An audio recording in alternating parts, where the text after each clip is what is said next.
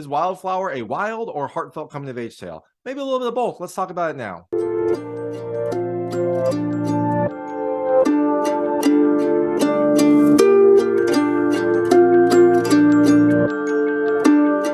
Hey everyone, this is David Stark from Watch Your Past, and I'm here to talk to you about Wildflower, which comes to theaters on March 17, 2023. It is a new coming-of-age story, and my hot take is, look, this was actually kind of between a watch and a rent.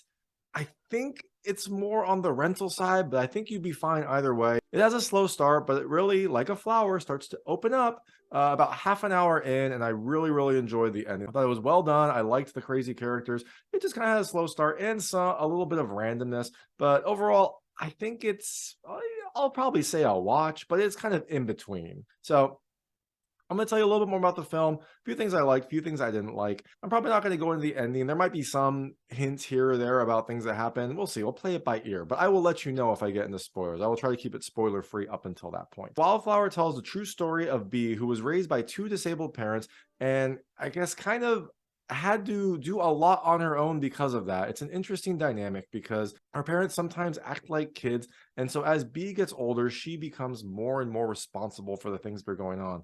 But through this, she's also growing up and trying to like find out who she is. And that leads to a lot of friction, a lot of conflict. And a big thing that happens is Bee is in a coma. And this is not a spoiler because this is kind of the start of the movie. It starts with her in a coma.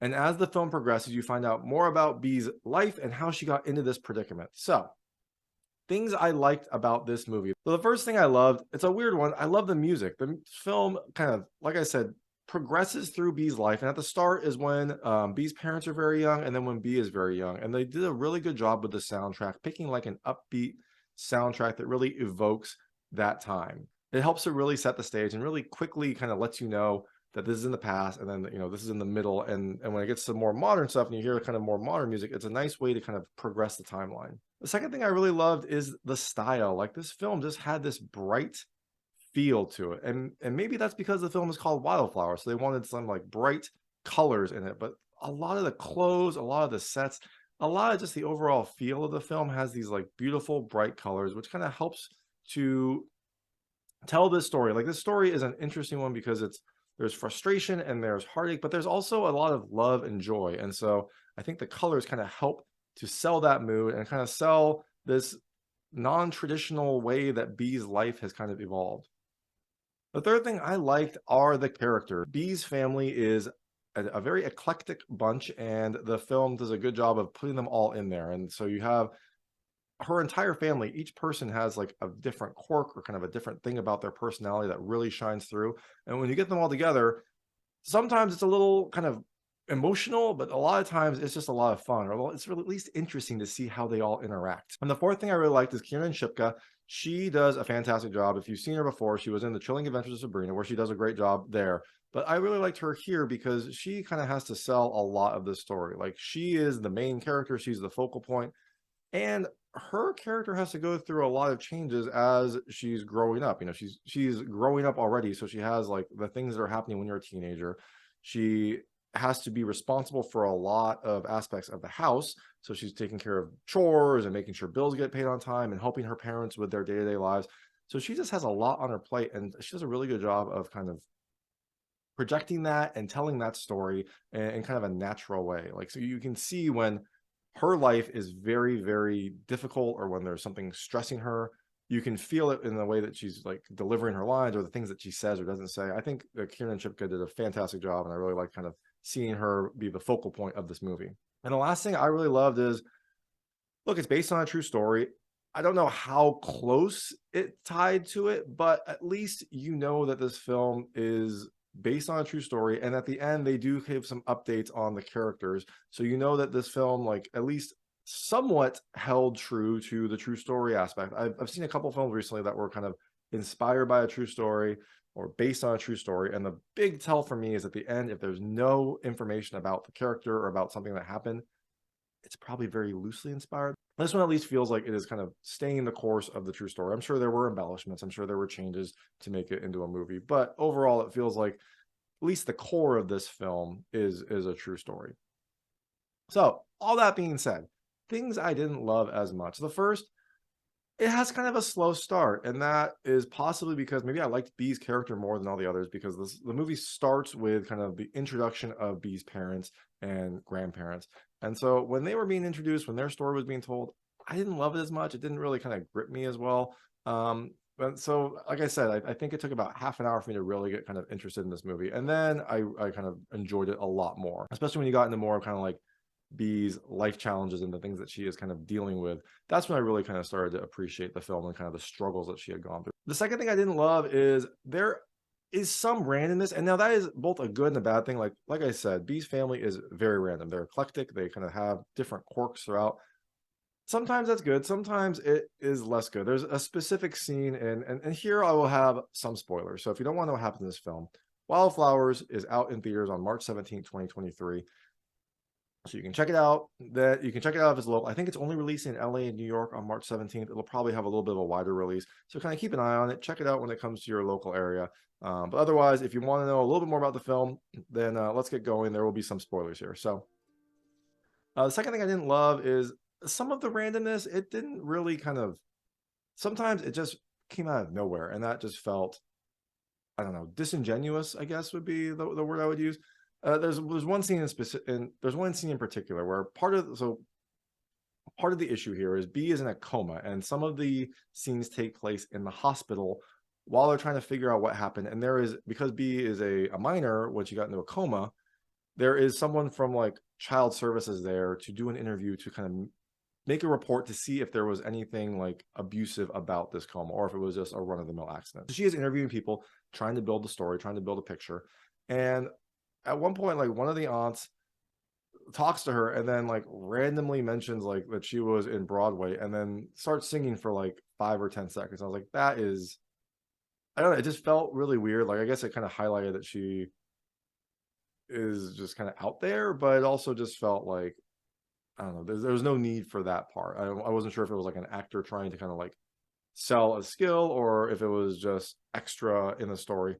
Part of it is their character, but some parts of it felt like maybe they could have cut a little bit of it. I mean, the film's not super long, but it is 105 minutes. You could have trimmed a little bit off of that. And the last thing I did not love is, I'll call it the main dilemma. This is where there will be major spoilers. So B is in a coma, and kind of the big question throughout is like, how did she get there? And when you finally find out how she got there, it was kind of a letdown for me. I was expecting to have some sort of bigger moment. But essentially what happened is B kind of is dealing with life. She's trying to figure out what to do next. She kind of feels constrained because she has to take care of her parents. She feels like she has to be there to help her parents. And so she doesn't really so even though she wants to go off to college, she doesn't think that she can. And part of this conflict then goes into her personal life, and her boyfriend have a fight. They were going to go to prom together. They kind of break up right before prom. And so B's not going to prom. Her best friend is, she's, upset about her life. She's upset about everything that's happening. Her parents make a poor decision that causes her to have to spend some of the money that she's been saving up for a big trip to get them out. And then that implies that she's not going to be able to take this trip. And also she finds out that her parents' life is a little bit more disheveled than even she thought. So all of this kind of builds, and she decides to drink a little bit. And she gets a little drunk. She goes to New York. She's trying to sell these tickets to get more money for her trip. And she gets picked up by someone who we met earlier. He's a creeper. He kind of creeps on the high school kids in the area. And so he picks her up. They hang out. He tries to like make a pass at her. He does it a couple times. He's pretty aggressive. And so she's like, no, like, let me get out of here. So she finally gets out. They're in like, I want to say New York. They're in like, they're outside of New York in this kind of like deserted dirt area. And so B's like, I'm just going to walk home. It's cold. It's late. She's drunk. He's like, no, you can't. And they start kind of arguing. And B's like pulling away, and she pulls, I guess, too hard, and she falls back and hits her head. And boom, that's the coma experience. So I don't know.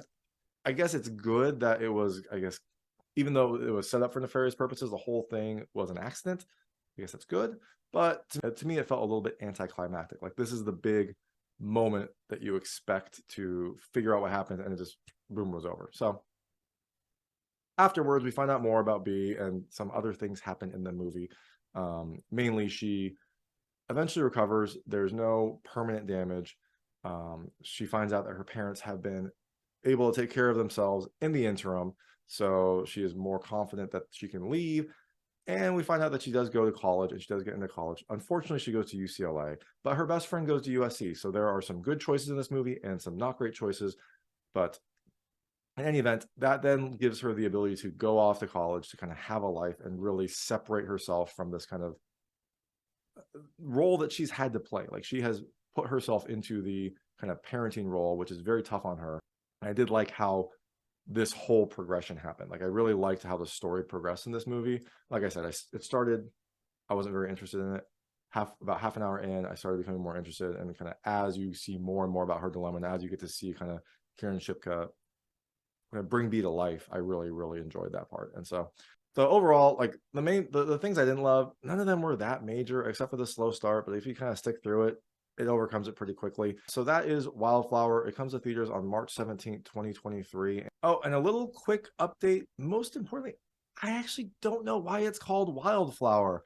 I kind of thought, I put something in my review about, maybe it's the bright colors, and maybe it's because like B is a little bit wild because she's a little bit more independent. I don't know, but that would also be interesting to know. I don't know why it's called Wildflower, but it's a good movie, so check it out.